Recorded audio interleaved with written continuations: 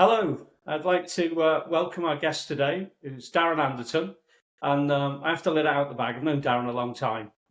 We've done quite a few things together quite a few years ago when our boys were both doing motor racing, and we're just going to have a general chat, business, life, work, and see where it goes. So over to you, Darren. Could you say hello?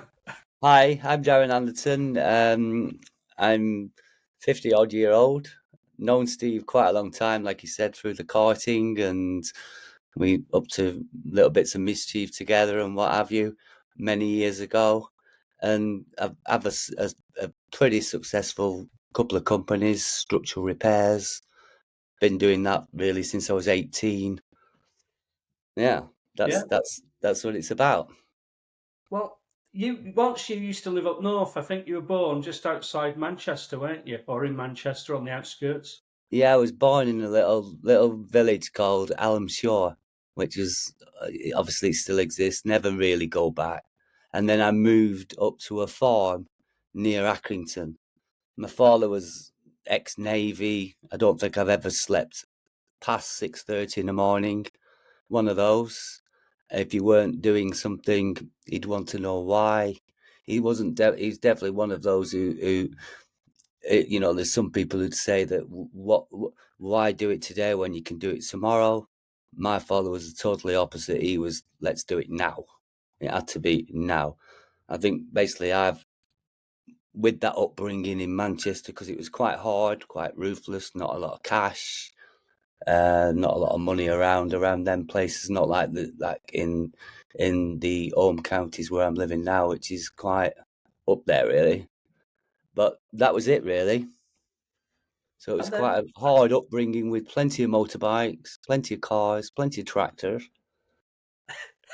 And Yeah. then you got into construction, didn't you? And I know you've been in that area and you specialised for a long time.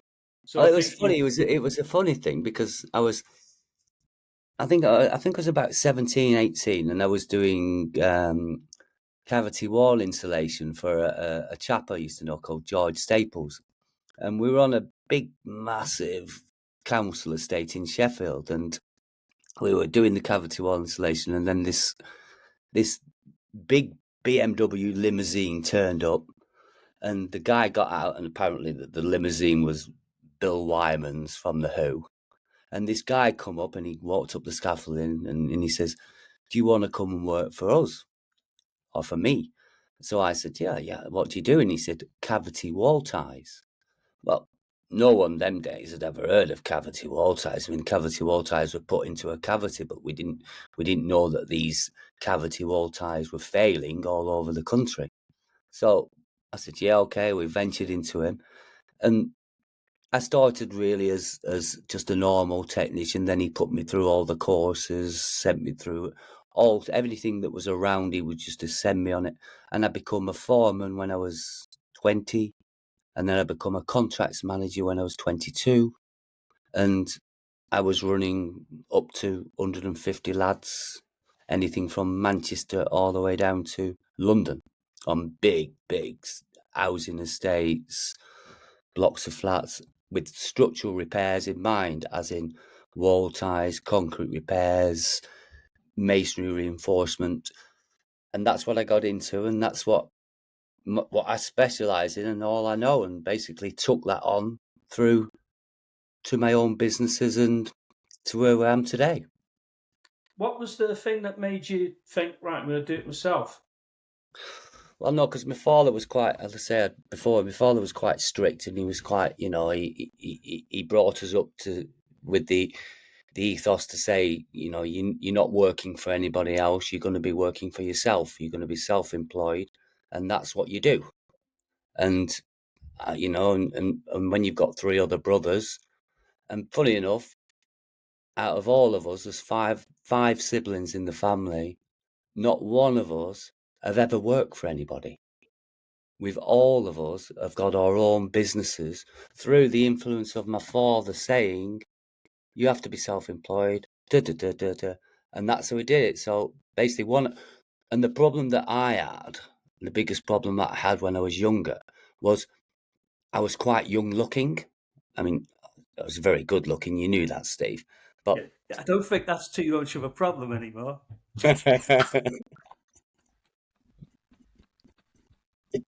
Like me. that was a bit below the belt, weren't it? Oh, I know. I know. I'll be good now. So So basically, that was it. So the problem what was you I didn't had a think bit I of a took it serious? no one took me serious. It was a case of I looked too young for what knowledge I had, basically, and then suddenly I got to about 20 through 24, 25, realized and knew what I had, and then I just waited and waited until I was about 29, 30, set up my own company in 1999 with Anderton Structural Repairs, and we've just took it from there. We've had our ups and downs, and basically, I've had to totally restructure everything to modern times, because like the marketing that we used to do is old school, putting brochures out in the post and blah blah blah, and then mail shotting. It's not done like that anymore. It's all done by LinkedIn and all these platforms. As you know, as we're getting older, it's I, difficult I, to pick up. yeah, I met you properly in about 2010, I think, and got to know you then better 2011 onwards. And I remember your business is doing well. You had another business doing solar panels as well that was booming. With the days when they used to do the government back the money that pulled that along. And we'd use a bit of Google, we'd do a bit of this, bit of old stuff. The leads would come in, you'd book the business. And then in the last few years, I see the same, and particularly in our space being tech, it's changed a lot. How's that hurt? Is it that you felt like you weren't, how's it affected your business until you fixed that? Well, I spent an awful lot of money trying to believe that the times hadn't moved on, and I was still trying to do seminars and mail shotting, just spending a lot of money on everything. And then the last one I did was a seminar, and it basically cost me about £2,500 to set up, with the Yeah. catering, with the hotel, and da da da da da. I got one lead from it, but whereas 15 years ago, you'd have got 10 leads from that. So times have moved on. I'm not, the product that we were really specialists on is not so much a specialist field anymore, because the manufacturers of the products have seen a bit of a hole in the market where they can put it through builders merchants and things like that. Whereas years ago, as specialists, there's probably only about 20 of us in the UK. Now, I would say there's probably 120 of us in the UK. So it's difficult. It's I can imagine, because I bet years ago you were specialist. You didn't have to do too much. The phone would ring, it'd come in, you do the business, you go forward. And as you're saying now, there's more who want to play in that field, and you have to, the cost of winning a deal's gone up. Yeah, I totally agree. And there's always going to be a place for a true specialist. Don't get me wrong. The people that are jumping onto my industry are not true specialists. All they're doing is jumping on because they may have had an inquiry of some kind that's related to me and thought, right, we'll look down this avenue because it looks relatively easy. They'll always come back to us in the end. I mean, we get quite a turnover of remedial work where the other people have done what we specialise in, and they've obviously the client's gone down the option of getting a cheaper quotation from a builder, and then finding out that 2 years later they've completely done the installation wrong, and they have to come back to us anyway. So it comes around in a roundabout way, that side of things. It's just the Yeah, marketing side of it is trying to get the lead. Because obviously my insurances, I mean, I have a 10 million private indemnity insurance.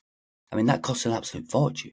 So as you know, when you've got a quite a big company, you've got, you've got all them eckies to go with it. So you've got to put that on the beginning of the actual quotation before you even start. So you might find that the specialist company on a £2,000 job, maybe £900 dearer than anybody else because of what they've had to put on, whereas the builders normally working out of the back of a van. Do you get me? It's difficult, that That's it. side of And it. if you thought like, yeah, it's got harder in the world because there's, employing people costs more. Maybe on some aspects, understandably, on others not so much. And it's all got a little bit more difficult. Particularly, the last business I was in, I did for 18 years. I've been running my own business for well over 20 different things, properly for 20, longer in fact. And it it's just become a little bit more challenging. Some things have become easier, like the tech, how you can scale things that way. But is But the that not overhead us in getting building that team and all that, that's not quite what it was. is that not us getting a little bit older though, Steve? Is that not us getting a little bit, obviously when we were very young and we were hungry, because if you're business minded, you're business minded, and if you want to go out and succeed, you're going to go out there and succeed, whether or not. Now, do you not think that I agree. as you get older and you've had 20, 30 years of being in business, that's what the thing is about retirement, isn't it? Well, I think you can, and I think you get to a point where you maybe have a bit of a lean patch, and people don't want to talk about that. In 2018, Jack, who he had a bad crash rallying, broke his back, bad way. Things were going really well for him. That all changed for him. My mum died. We had a non-exec guy die. That it was a friend of mine. He's from down your neck of the woods, and another guy I know who was working with me. He had a heart attack, and there was other stuff as well. And I just didn't want to do it the same anymore. And No, I took 6 months out. And you just need that breather because when you're young, you do have that drive. And now, I've had to find that again. I don't know about you. I had to find that again and I had to do something new to do that. Have you had a similar thing? absolutely. I mean, it's when I got through karting in 2011. As you know, I got divorced, which I mean, honestly, that just teared up the family, the businesses, and everything. To be fair, and that's when you look back at it and look back in hindsight and think to yourself, could I have done things a little bit differently? Yeah, I could have done things a lot differently, and to stop that going on, which would stop the knock-on effect with the business. Do you get what I'm saying? Well, I mean, because it affected the business because you have the distractions and everything else. And do you think that was the start of the problems? Well, All the right, the key world man. changes because there's personal stuff, there's life Yeah, stuff, and the world changed a lot in the last 10, 15 years. I think you're exactly right. I think what happens is when something does impact you like that with such severe consequences, that your concentration levels are nowhere near like they was. You Yeah. can hardly concentrate on one thing, never mind, run a professional organisation. So then you rely on your key members of staff. And like you said, you lost an executive of yours, which must have hit you quite hard. In the same instance with me, is my right-hand man, who is an operations director. He'd worked for me for 20 years. He had several strokes and then found out he'd got prostate cancer. And I still employ him. He still comes into the office every day, but he's 20% of the man that he used to be, and I have to employ 3 extra staff to be able to do what he used to be able to do. I mean, I think that's another good point. When I look back about the success I had in my own small way, but I'm yeah, pleased with same, what I've same, done most same. of the time.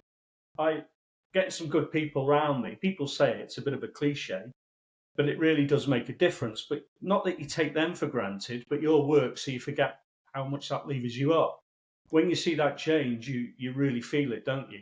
Well, And absolutely. I mean, because it calls at the end of business the back. well, we're not. I know we're in business, and I know that we're MDs, and we run a couple of companies, but we're not the best at everything within that business. That's why you employ people. So you employ people to look after your accounts. You employ people to do this, to do that, and some of those things that you're employing them, you're thinking to yourself, "Thank God I'm not doing that." Which is why you employ people. But Yeah. when you don't have a good team behind you, The problem is you don't really see that you haven't got a good team straight away, because what it does, it takes a period of time to show its course, and then you can see that because you're not on top of your A game, and you're not on top of your job and doing your job as a managing director of looking after and managing and everything, you know, you're letting people not send you replies to your emails. Do you get me? You're not following it Yeah. up. So in turn, Well, basically, they just think it's all right. it sets a standard, doesn't it? And then it builds through, and it goes the wrong way, and But it is as simple before as you that. know that, Steve, you might be 3 or 4, 6 months down the line.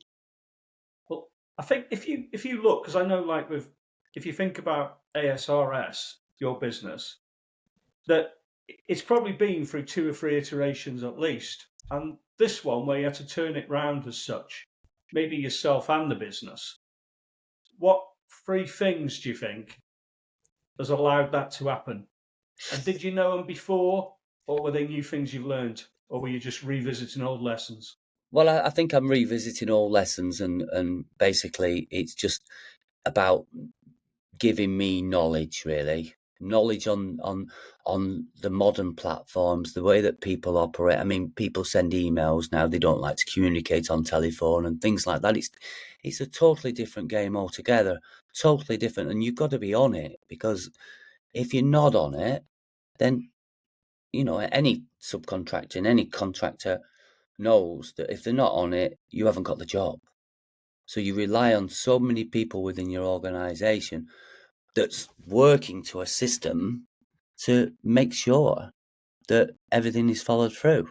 And it's difficult because we've just set up we were working on databases for the last 20 years, but we've been having Excel documents here and Dropbox here and bits and bats here, but we've just set up a system called Monday. Yeah. Absolutely fantastic. It's a game changer. It's an absolute game changer for administration and knowing what stages that project is at, through its invoice stage, quotation stage, that sort of things. I would have never have dreamed of looking at, because it's new. Do you get me? I'd be looking at Well, an Excel spreadsheet. Oh. well, that's what I mean. That businesses that are small and medium sized, which I think we probably both fit in and have run at different levels in different businesses. The software now you can do it does change a lot, and it brings you, it allows you to lever up and compete against the big boys. But the field has leveled in other ways, hasn't it? It does. Where it's a positive, but it also, like, when you had a specialist, people can set up, they can have a go, and that's all good in a way. But here's one I want to just, you're not short of a few quid, as I remember. Why'd you carry on? I'm doing it. I'm doing it for my kids at the moment. To be honest, I'm 57-year-old. I'm semi-retired, Steve. I restore motorbikes, old classic 70s, 80s bikes. I do that on What? I do that on a Any Mondays and a GPZ ninjas? Thursdays. Hey, Any GPZ ninjas? I haven't got any GPS. I've got a nice Kawasaki KH3 250 triple. Yeah. I've got RD 250 LCs. I've got Oh, FS they've 20s. become collectible. Oh, all collectibles. But the thing is I went to the doctors about a couple of years ago, and they said, look, you need to do something. It can't just all be work, can it? Is it all work? Is it, Darren? Well, it was, unfortunately, then, and it's difficult to find a balance, or else, Yeah. if you can't find a balance, you're going to be poorly, because this is all, when it gets to our age, then that's when all the illnesses start coming. The stress illnesses and so you've got to find a balance. So I restore motorbikes. I've got 24 motorbikes. No, I knew you would. Nothing by halves. No, no, Steve, no. You're nearly a month to ride all of them if you'd have Sunday off. I would never ride them. I mean, you want to see them; they're absolutely beautiful. I mean, the concourse. I mean, they're like they've Yeah. just been taken out of a crate. You know, they're beautiful, but that's my way of trying to relax.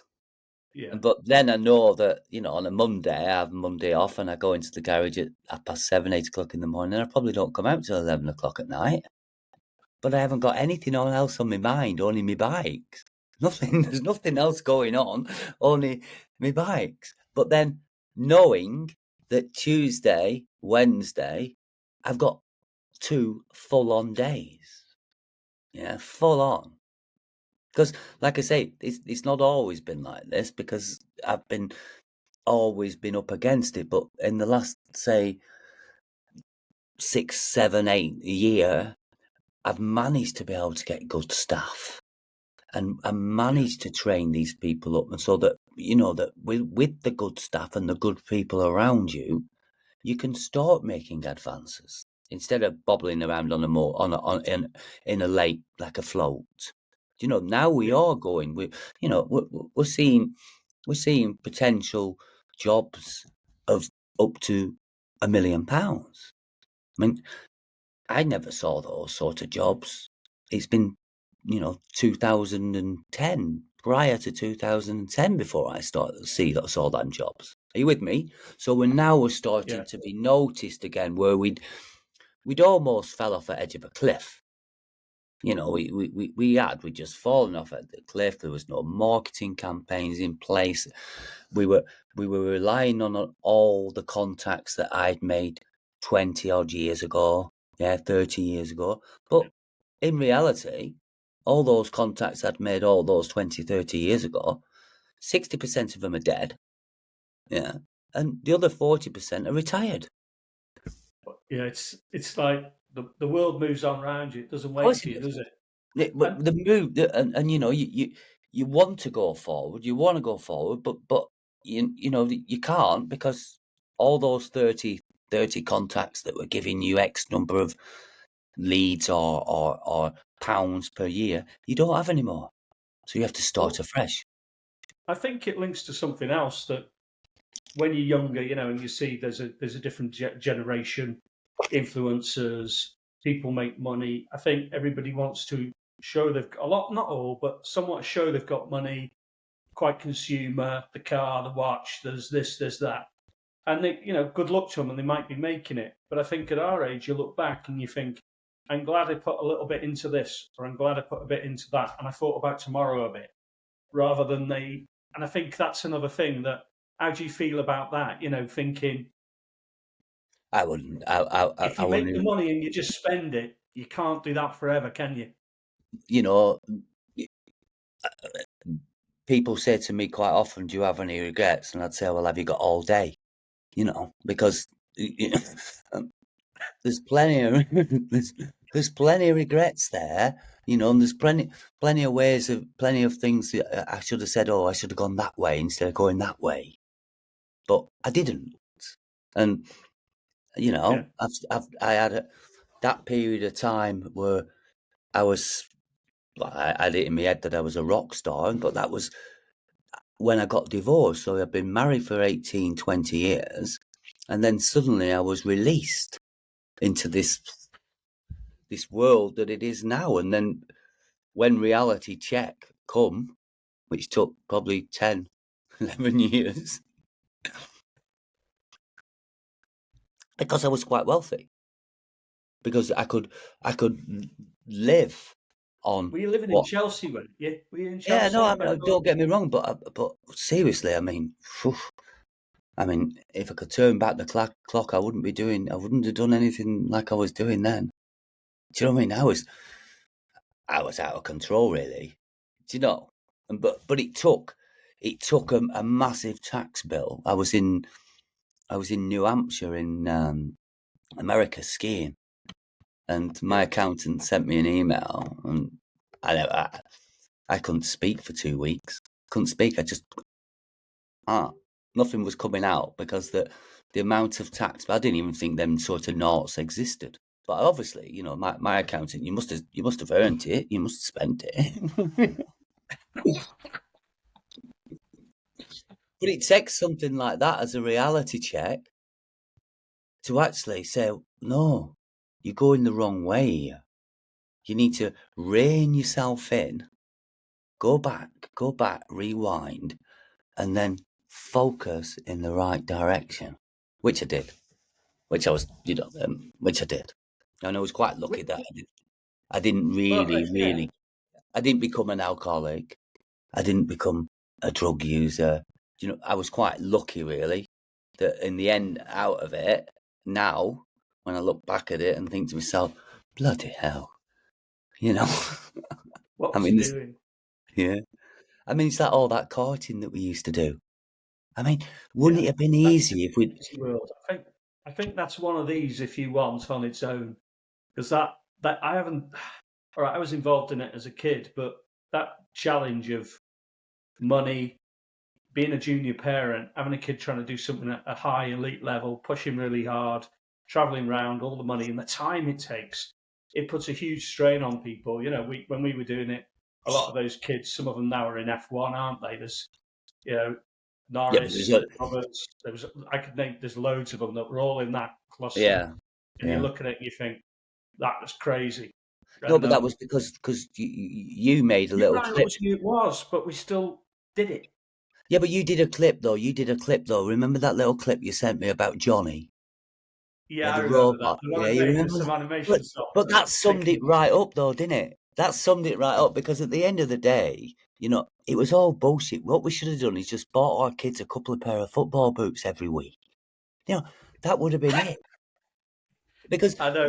there's no way Steve. Them days I was relatively rich, yeah, but Yeah. there's no way I could carry on with that because I wasn't rich enough. No, what it is, I think you go around in the racing and it is very money orientated, and you start at local track.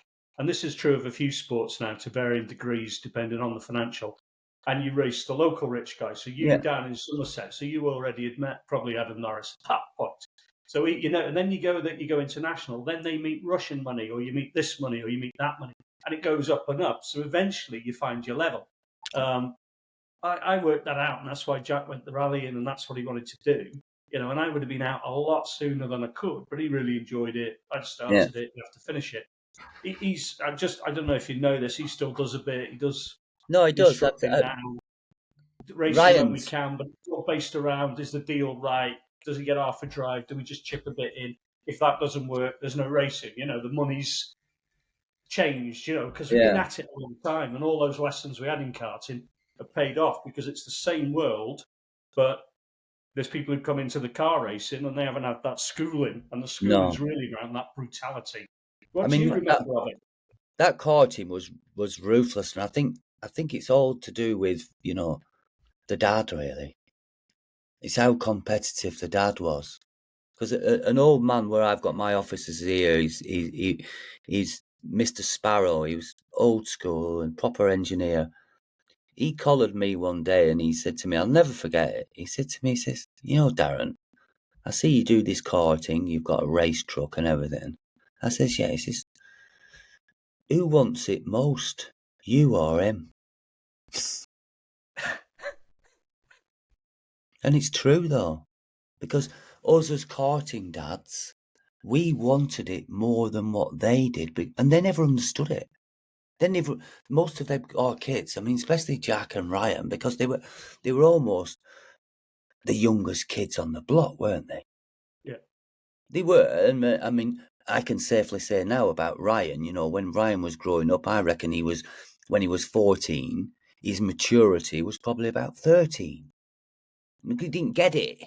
They were slower, and the old man was probably right. I did probably want it more than what he did, but when he wanted it, it was too late. Well, I see it with Jack's sister, not the youngest, we've got three.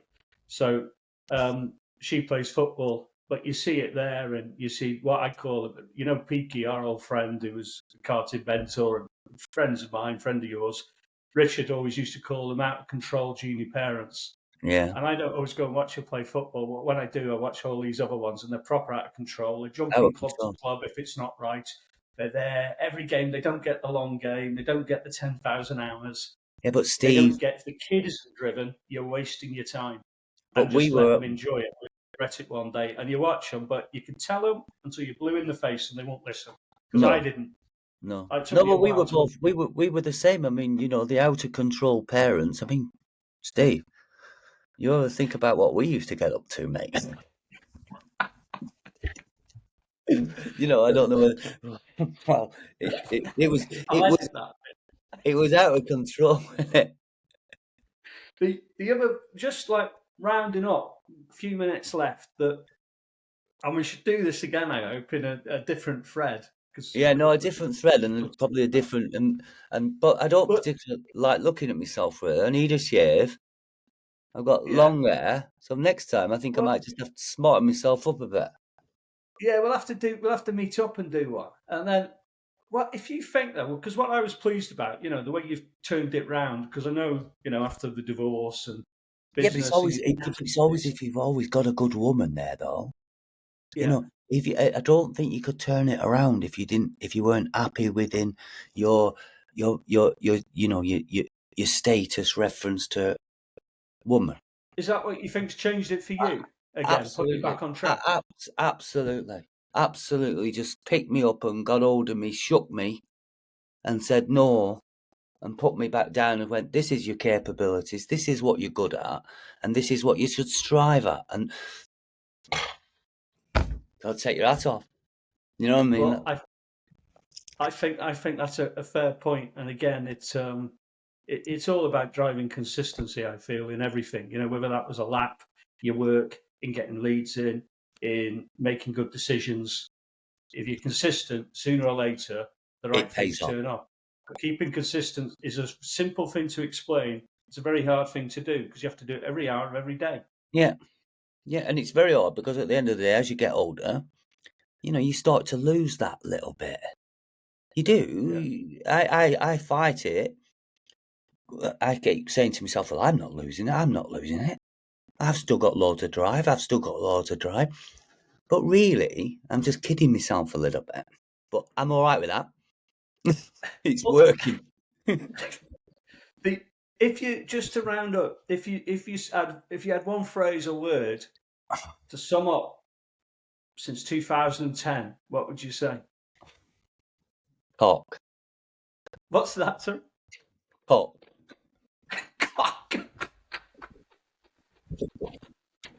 Right. Well, As I'm in, going to round as up. in, as in what a cock. Do you know what I mean? Oh yeah, for the listeners. Oh, I knew what you meant. But yeah, thanks for coming on the show. I knew you'd give a good account, and Yeah. there's more I we think can the do. next one, and I think the next one will be a bit better because this was my first one, and I was hell of a nervous. To be Yeah. fair. Well, you've done all right. I'll wrap up here, and I'll see you soon. Cheers, mate.